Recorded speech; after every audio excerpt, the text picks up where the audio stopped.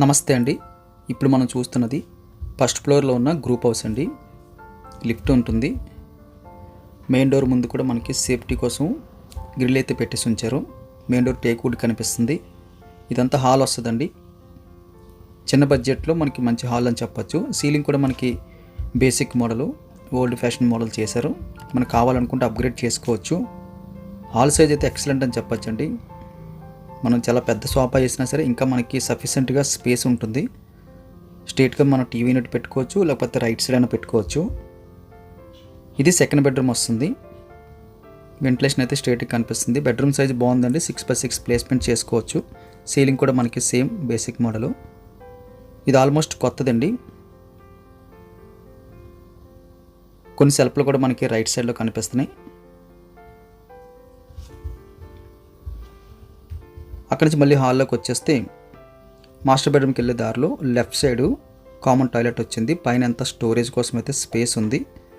Master bedroom size ఇంచుమించుగా మనకి hall size అంతా వెడల్పు పొడవు వచ్చింది. ఇదొక మంచి విషయం అండి. మాస్టర్ బెడ్రూమ్ సైజు మనకి వెరీ బిగ్ సైజులో వచ్చింది. స్ట్రేట్గా కొన్ని సెల్ఫ్లు కనిపిస్తున్నాయి. లెఫ్ట్ సైడ్ మనకి చక్కని వెంటిలేషన్ అయితే కనిపిస్తుంది. సీలింగ్ కూడా మనకి క్లాస్గా ఉంది. బేసిక్ మోడల్ అయినా సరే డీసెంట్గా ఉంది.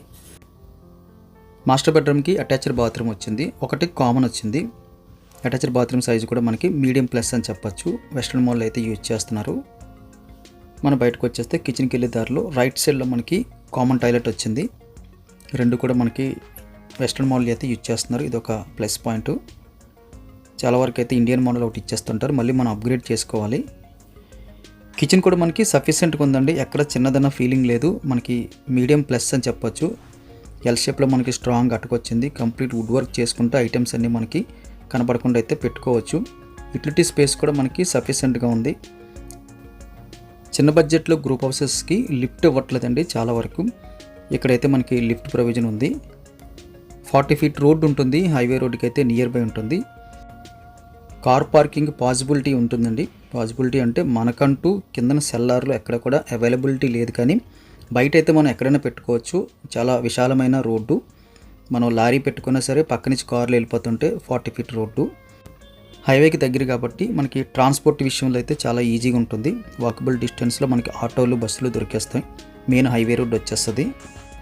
మంచి ప్రాపర్టీ అండి. 2 BHK గ్రూప్ హౌస్. ఆల్మోస్ట్ మనకి పెద్ద ఫ్లాట్ కొంటే 60 లక్షలు కొంటే ఎంత స్పేసెస్గా ఉంటుందో అలా వచ్చింది. ఒట్టి కార్ పార్కింగ్ అయితే లేదు. ఈ గ్రూప్ హౌస్ కావాల్సిన వాళ్ళు స్క్రీన్ మీద కనిపిస్తున్న నెంబర్కి కాల్ చేయండి.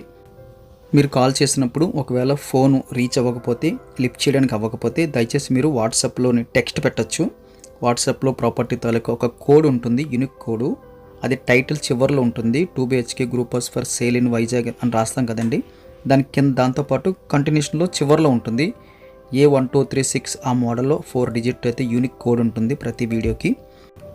అది మీరు వాట్సాప్లో టైప్ చేసి పెట్టచ్చండి. లేకపోతే మనం ఈ వీడియో కింద షేర్ బటన్ కొట్టి వాట్సాప్లో షేర్ చేసినా సరే ఇంకా మంచిది. మీకు ఖచ్చితంగా కాల్ బ్యాక్ చేస్తామండి. కాల్ చేసి క్లియర్గా విజిటింగ్ టైం అంతా కూడా కనుక్కొని మీకు విజిటింగ్ అయితే ఏర్పాటు చేస్తాము. దయచేసి గమనించండి.